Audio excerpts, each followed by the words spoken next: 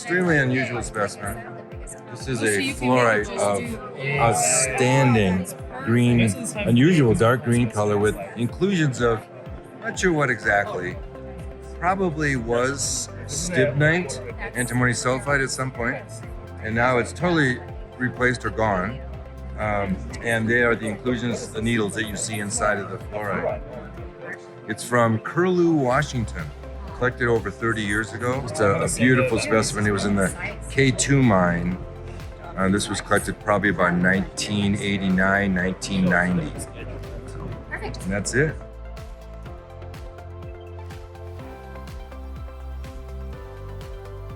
Color's outstanding. Color's amazing. That's what makes the piece.